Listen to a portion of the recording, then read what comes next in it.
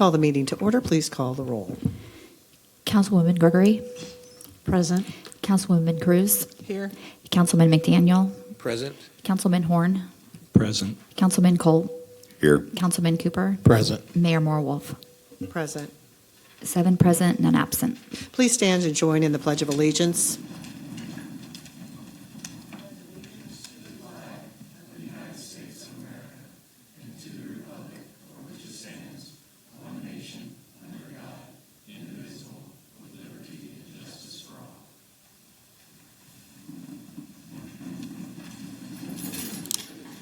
Okay, we have a proclamation this evening. If Robert Archer would come to the podium, please. Doesn't seem like it's been a full year since you were here. No, it doesn't. They've kept me busy. Hi, my name is Robert Archer. I'm the chapter dad, which is the lead advisor for the Jerome R. Gorin chapter of DMLA here in Decatur. Since we were here last year, we had our state convention and ranked number 3rd in the state. We brought in 9 new members. We just recently got admitted into the Shrine $1 Million Club for the amount of money that we donated because we work for their events. And then we have donated some money to them as well.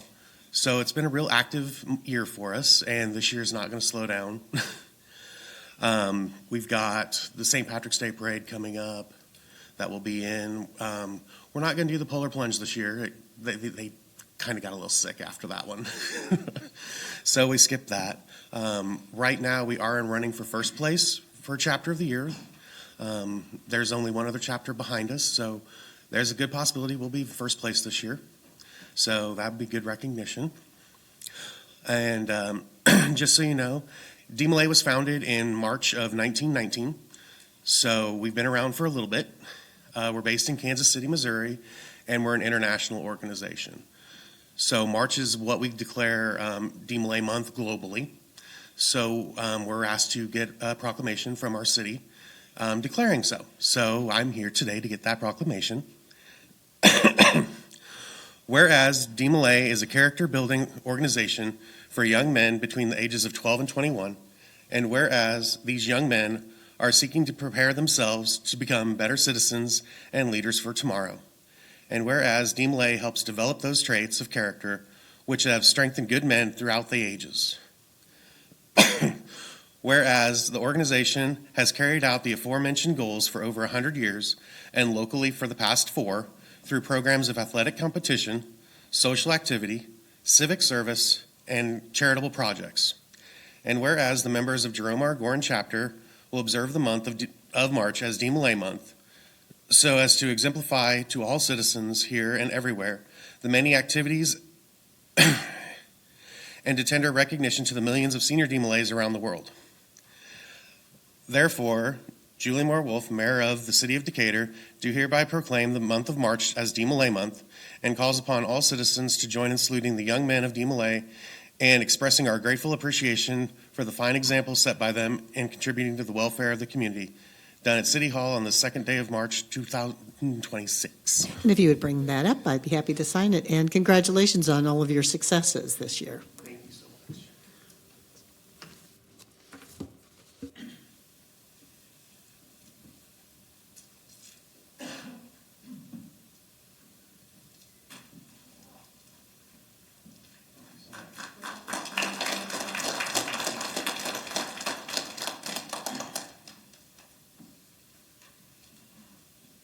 And now we move to appearance of citizens. Our policy relative to appearance of citizens is as follows. A 30-minute time period is provided for citizens to appear and express their views before the City Council. Each citizen speaking will be limited to one appearance of up to 3 minutes. No immediate response will be given by City Council or City staff members. Citizens are to give their documents, if any, to the police officer for distribution to the Council. When the Mayor determines that all persons wishing to speak in accordance with this policy have done so, members of the City Council and key staff may make comments. Does anyone wish to appear before Council tonight? Please come to the podium. We just need your name. Come on up, sir.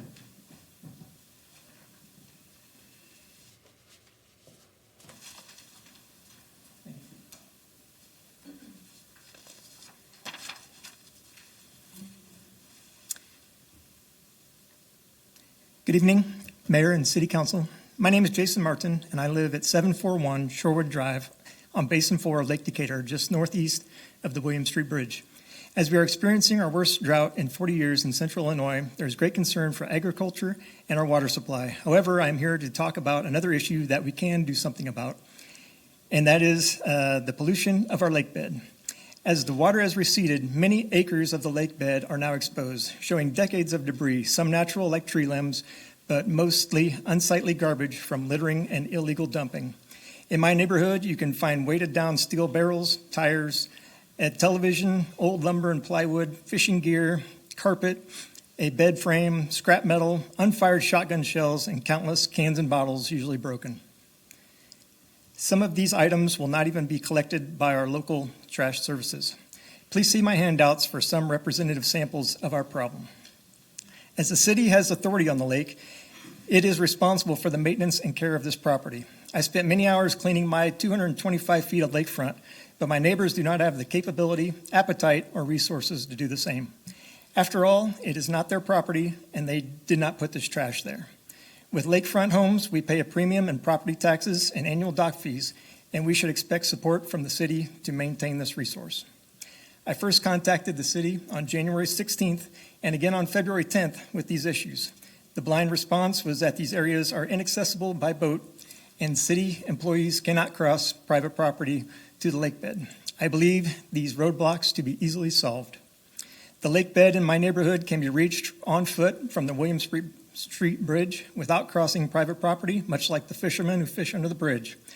I believe the exposed shore can be reached by the municipal barge, and if not, easily by other capable watercraft, including rowboat, canoe, or pontoon boat. Sure, the whole perimeter is not accessible, but shouldn't the caretakers of the lake do whatever they can, wherever they can? Alternatively, plastic barrels could be distributed and filled with debris now and picked up later when the water level rises.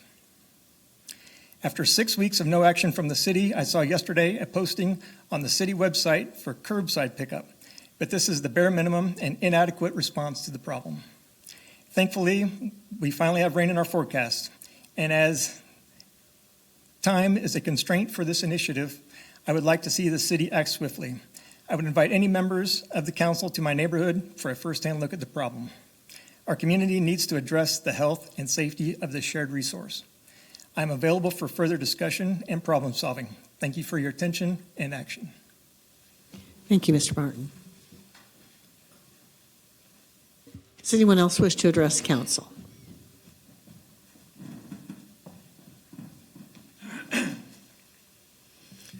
Good evening, everyone. My name is Matt Kolopek, and I serve as Vice President of Carbon Capture and Sequestration at ADM. I want to thank the Decatur City Council for allowing me the opportunity to provide a few business updates about ADM CCS projects in Decatur. On February 18th, ADM hosted a CCS Learning Day at the National Sequestration Education Center on Richlands campus. The event served as an interactive, hands-on learning experience where community members were given an opportunity to understand how CCS works, how it's monitored, and why Central Illinois is so uniquely suited to lead this type of work. Over the last few months, we've hosted a number of CCS Learning Days where a hugely diverse audience that includes landowners, ADM employees, representatives of the Illinois EPA, competitors, university officials, and members of the community at large have all had the chance to experience this exhibit, to get clear answers on how CCS works and how carbon dioxide is safely stored deep underground. Most recently, we welcomed representatives of Super 6 and Low Carbon Infra to participate in this event so that community members had opportunities to learn more about carbon credits and the Broadwing Energy Project. In addition to Super 6 and LCI, a company called OcoChem will attend our next Learning Day on March 26th. OcoChem is scaling technology to transform CO2 into formates, such as formic acid and potassium formate, that serve as platform chemicals for biotechnology. Our partnership with OcoChem illustrates our desire to develop technology to ultimately utilize CO2 as a feedstock. ADM is proud to host these carbon capture and storage learning days as part of our commitment to advancing practical, scalable climate solutions. We will also host another CCS Learning Day event in May. As part of the February Learning Day, we were also thrilled to present academic scholarships to 10 students from Richland Community College who are all studying CCS. Several of these students were also presenters at Learning Day, along with Dr. Larrick from Richland. I was genuinely impressed by the students' passion for addressing climate change and their command of CCS topics. ADM is deeply committed to the communities where we live and work, and these scholarships reflect our belief that progress happens when we support emerging talent and accelerate research. By investing in these students, we are helping develop the local workforce as well as the technologies and practices that will define the future of carbon management. ADM has operated in Decatur for generations. As the energy landscape evolves, we believe Decatur can continue to lead, not just in agriculture and processing, but in carbon management, clean energy, biotechnology, and low-carbon innovation. Thank you for your time today. Thank you, sir. Does anyone else wish to appear before council?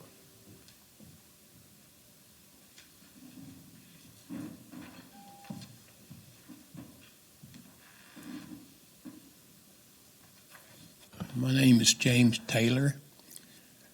I'm coming to the city again asking for your help. I met a person that told me that 3 units over there at Wabash Crossing, no locks on the door. If I wanted to walk through there, they wouldn't say nothing about it because I'm not supposed to. So I'm not going to jail because I did have permission to go even though the doors wasn't locked. If we don't get something done with those units over there pretty soon, we're going to have to pay to tear them down. The inside of those units is a lot worse than the outside. Now, I don't know what it takes for the manager and the city councilman to get somebody to look into them units over there, but it's a disaster. And whatever it takes, the city should be willing to do whatever it takes to get those units fixed up and rent it, or if they don't rent them, I want them fixed up before we have to pay to tear them down. They look worse than Longview do on the inside. We had to pay to tear Longview down. So the city should be put at the top of your list to get over there and look at them units over there and find out who owned them and make them do something with them, or we going to end up tearing them down. I went through three different units, and I mean, water coming in through the ceiling and everywhere else, just tearing those units up. And I was just told by one of the employees over there which one that didn't have locks on it. So I was nosy. I walked through and looked at all 3 of them. And I wish y'all go through there and look at them too. But we as taxpayers and city managers and elected officials shouldn't allow them units to go down to where they are now. And please don't let them go down any farther. Thank you. Thank you, Mr. Taylor. Does anyone else have comments before council tonight? Anyone on council have a response? Mr. McDaniel, turn your mic on, please. Remind me, did former city manager Scott Wrighton visited those and tried to work with Great Lakes, the CEO, and the city, they were thinking about buying those and fixing them up, but he would not deal. We have been trying to work with the owner of the property for a couple of years now, maybe it's probably more like 4 or 5 years. So, but we are looking for solutions actively. Mr. Taylor, I understand we are trying to do something, but we don't own the property. Dr. Horn?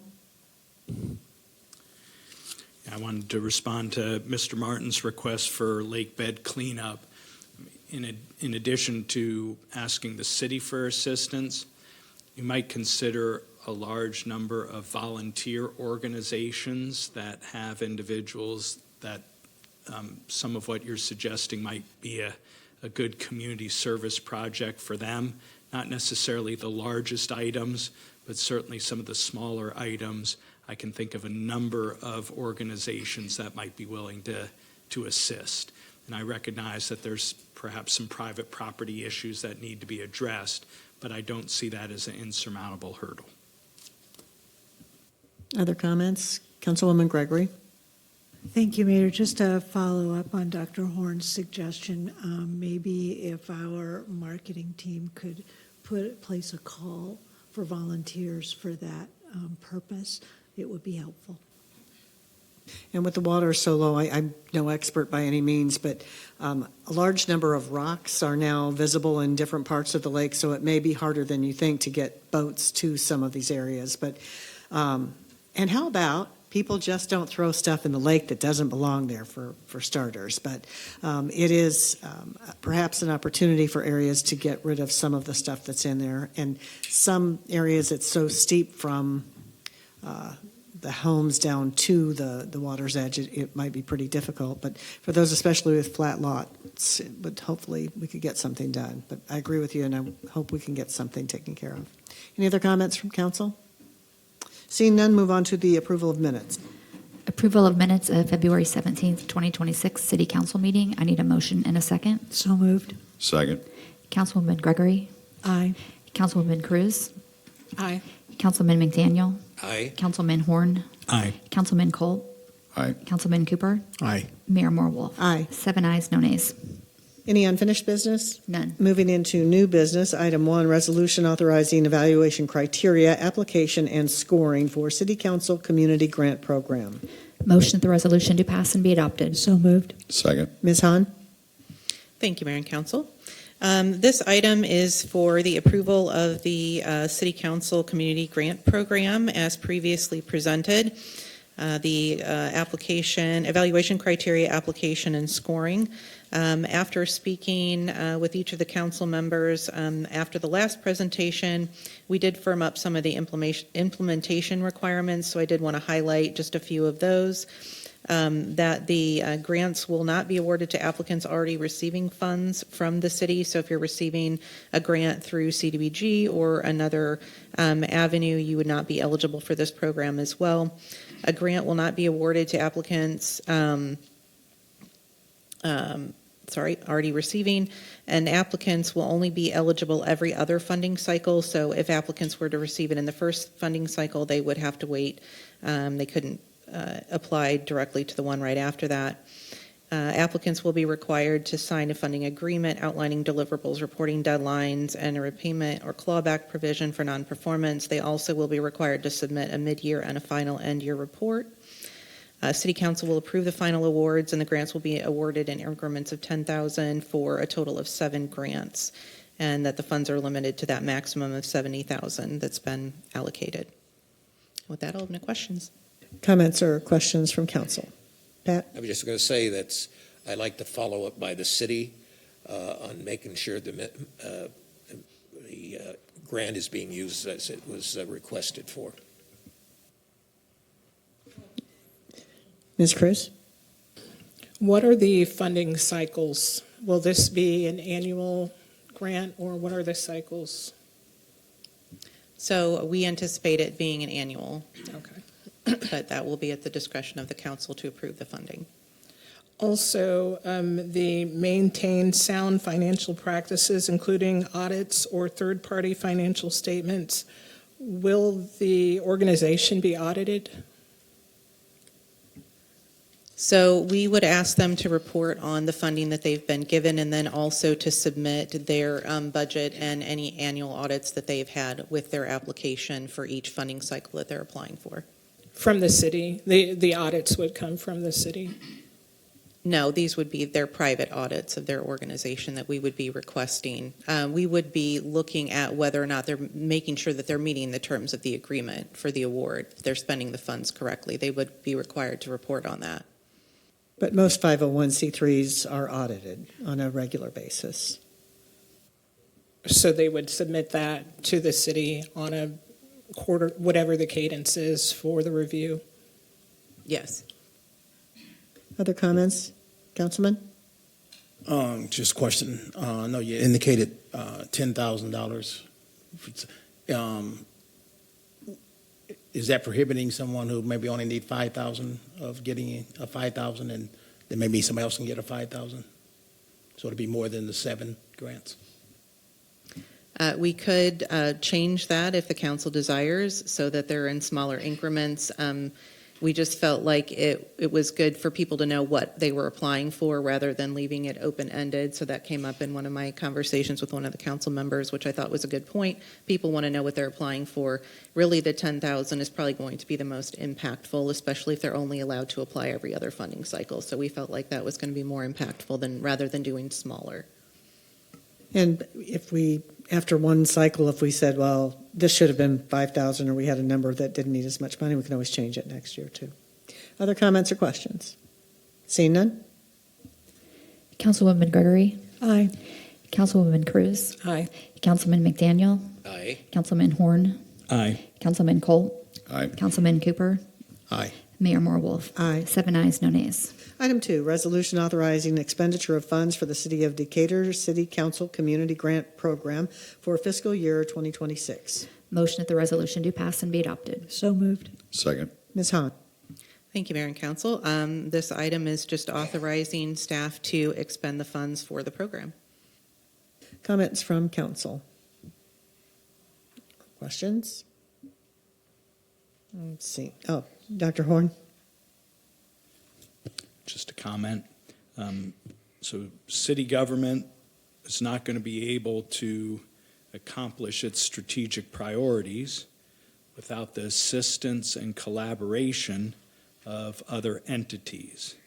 And so this grant program is a good first step in assisting and aiding organizations that are helping residents and our city. And so I'm very supportive of this grant program. Councilman Cooper, did you have your hand up? Okay.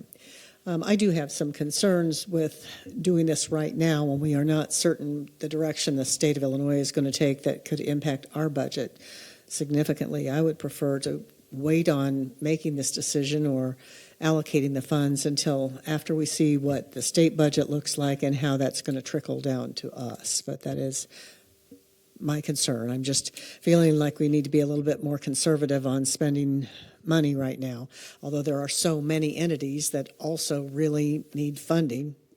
So I'm torn. I'm not saying no. I'm just saying maybe we delay it a bit. Councilman?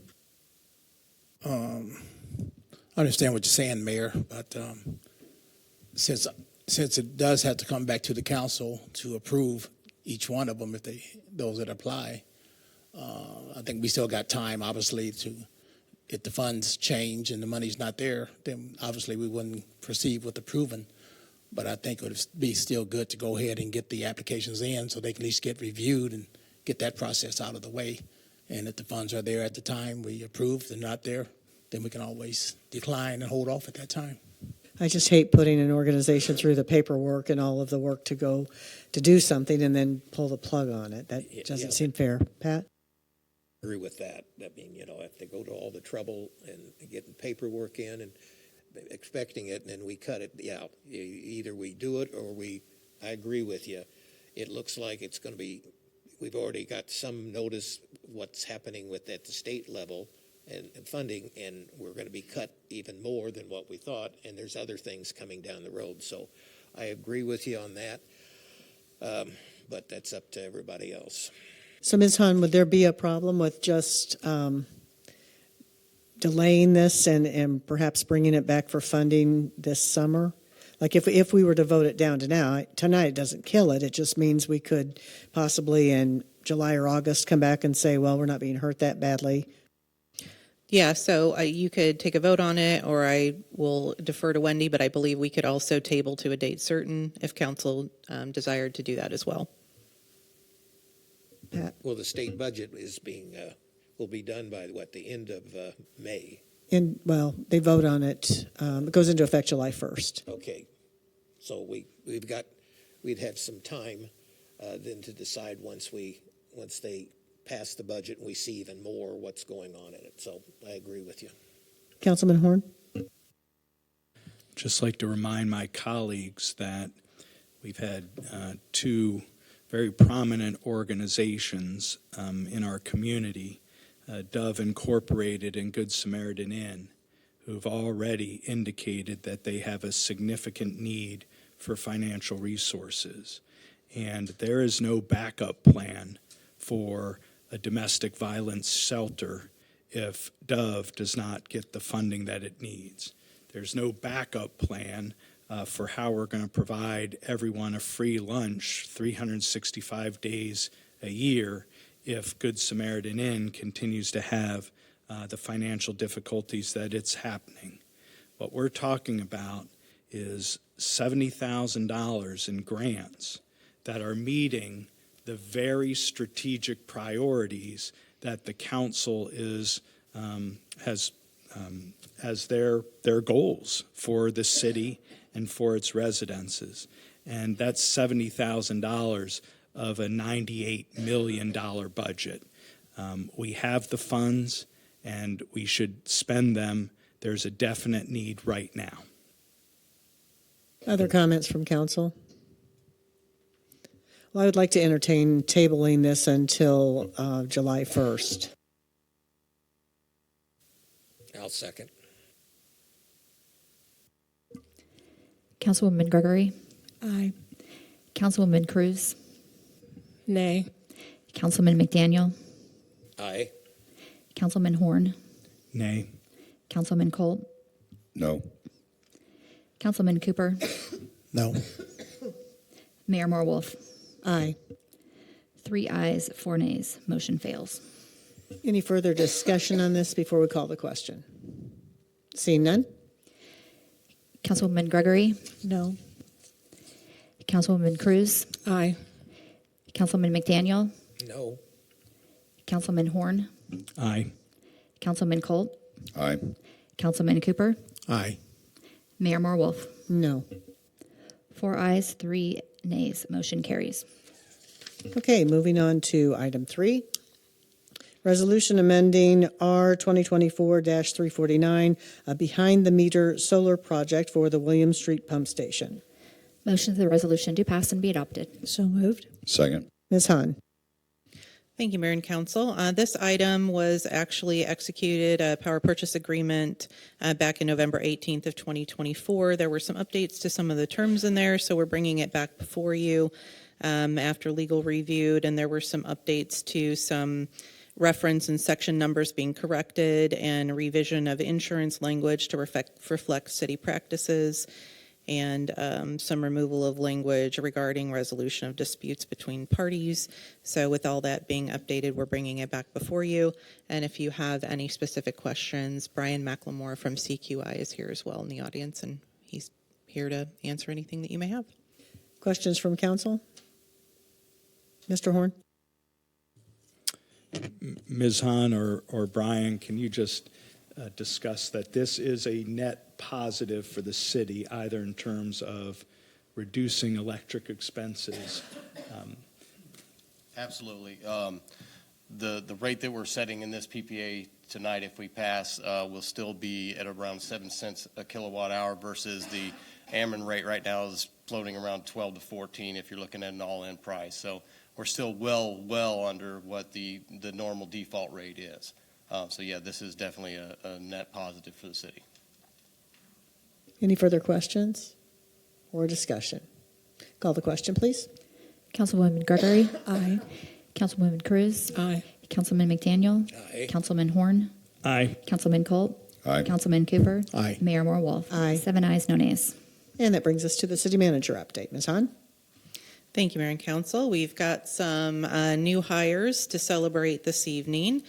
We have Rex Parr, who has moved from the South Water Treatment Plant to the Economic and Community Development Department in the Building Inspections Division as a plans examiner. We have Mason Mears, who's a new transit fleet mechanic in the Economic and Community Development Department Transportation Services. Brett Hill is a new service worker, Public Works Municipal Services. And then Officer Bonnell has returned to the Decatur Police Department. He worked for the department back in 2021, so we're happy to have him back.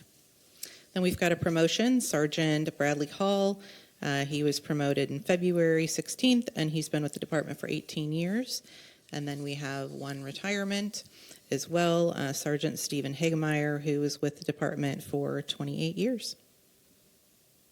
And we thank them for their service. And we're excited to have the new people on board. We are now at the consent calendar. Does anyone in council wish to remove any of the items that are listed on the calendar? Mr. Horn? H and K. Any others? Seeing none? Item A, resolution authorizing engagement of Presidio, Inc. for maintenance support and migration services for the city phone system. Item B, resolution accepting the State of Illinois joint purchasing holder bid price of Morrow Brothers Ford, Inc. for the purchase of one Ford F-150 truck and upfit. Item C, resolution accepting the State of Illinois joint purchasing holder bid price of Morrow Brothers Ford, Inc. for the purchase of one Ford F-450 truck and upfit. Item D, resolution accepting the State of Illinois joint purchasing holder bid price of Morrow Brothers Ford, Inc. for the purchase of one Ford F-250 truck and upfit. Item E, resolution accepting the State of Illinois joint purchasing holder bid price of Morrow Brothers Ford, Inc. for the purchase of one Ford F-450 truck and upfit. Item F, resolution accepting the State of Illinois joint purchasing holder bid price of Morrow Brothers Ford, Inc. for the purchase of one Ford F-550 truck and upfit.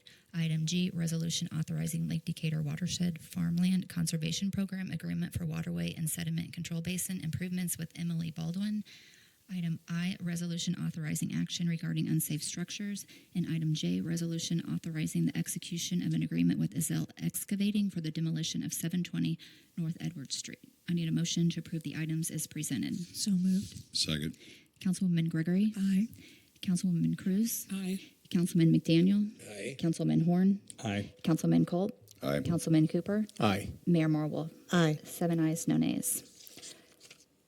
Resolution authorizing a professional engineering services agreement with Crawford Murphy and Tilly, Inc. to provide final design engineering services for the Lost Bridge North Basin and Florian Basin Inflow and Infiltration Reduction Project, City Project 2017-02.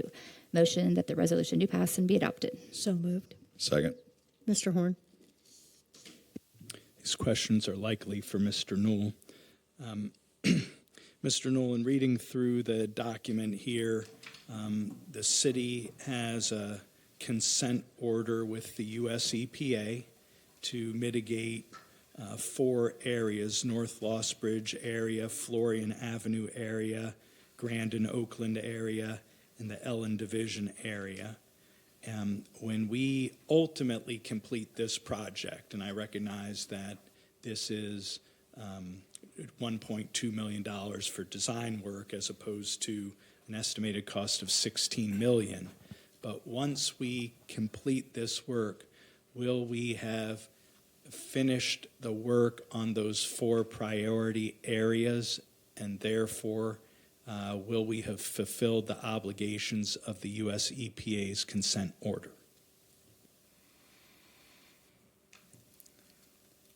It's my understanding that we would. We gave, excuse me, we gave the U.S. EPA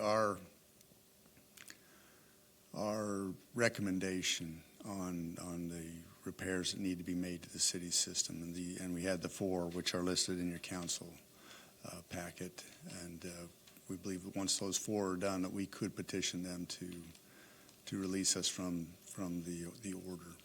Now, that will be up to them as to whether they want anything further of us. It would be totally unheard of for them to do something like that, but that would be my recommendation, that we would petition to release us from the order. Pat? Because I remember all the discussion over here. They were very impressed with the city and how proactive we were, with our information going up to them. They were very impressed. So I'm sure, like I said, if they've never done this before, it looks like they probably will let us go. But it might not correct. They were very impressed how proactive we were getting information to them and the program. They seem to be, yes. Councilman Horn, did you have additional questions? And then, Mr. Newell, does the city have a program for individuals that are currently concerned about potential sewer backups occurring at their residence, and how can the city assist them? The city does have an overhead sewer program in place that any homeowner who has concerns with basement backups can petition the city to receive one of those. We pay 100% of that cost, and the sanitary district pays 25% reimburses us 25% of the cost to the homeowners. And so if there's individuals that are living in areas that are of concern, this might be a program that they could take advantage of right now to alleviate the threat, at least in their particular property. Is that fair to say? It is. It would solve their problem entirely, yes. Aren't we proactive as inspectors go around the city and other city staff on finding areas like this? Well, we get calls from people who are having basement backups routinely, and we respond to every one, hundreds a year. And we inform them, those that we feel would meet that criteria, we do inform them of that. I can't say, we have it on the website. We tell the plumbers.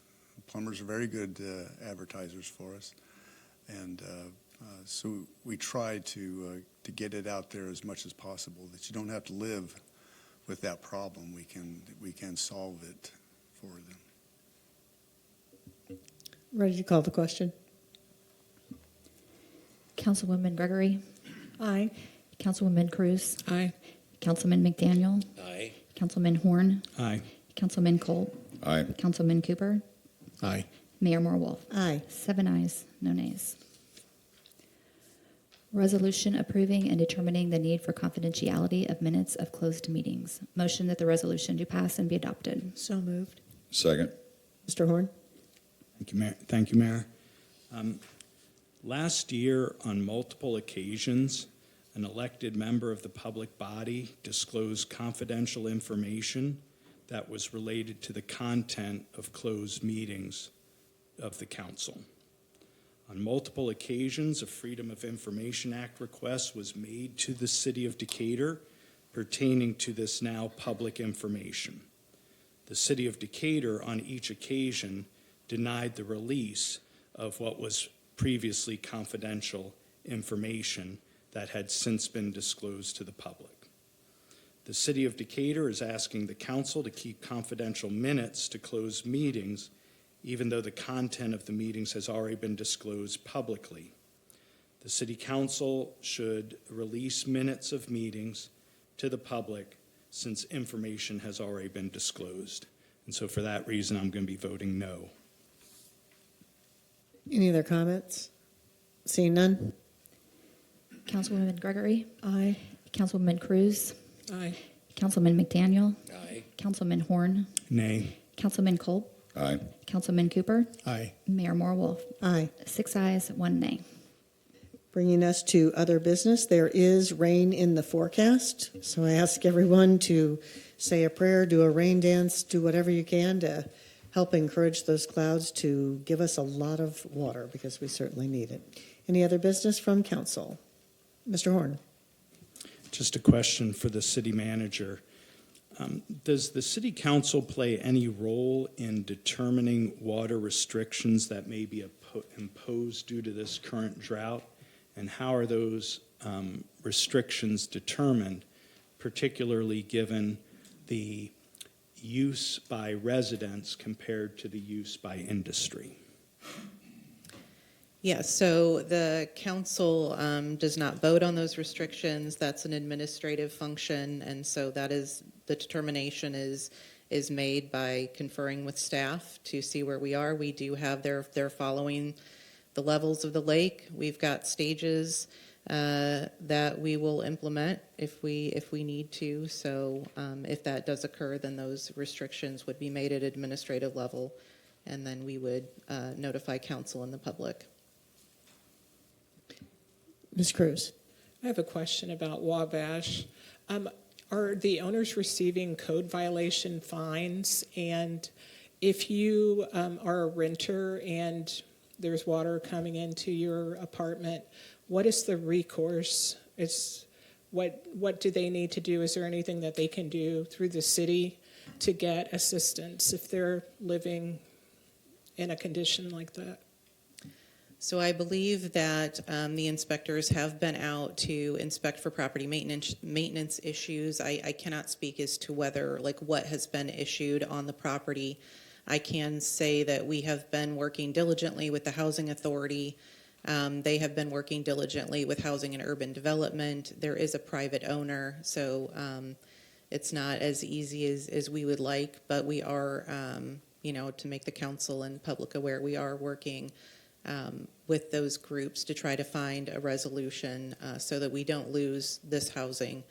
If residents are having an issue, they should start with the property management company to let them know that they're having an issue in their unit. If they do report it and feel that they aren't getting a response from the property management company, then they can reach out to the city, to the code inspectors to let them know. Mr. Cooper. On that same topic, on counsel, legal counsel, is that owner at any legal status yet, or where are we at with? I'm sure he's got thousands of violations by now. So are we at? I don't know where, if complaints have been filed, if they've been referred to the legal department or not. I just don't know. Anyone else? How about a motion to adjourn? So moved. Second. Councilwoman Gregory. Aye. Councilwoman Cruz. Aye. Councilman McDaniel. Aye. Councilman Horn. Aye. Councilman Colt. Aye. Councilman Cooper. Aye. Mayor Marwolf. Aye. 7 ayes, no nays. We are adjourned.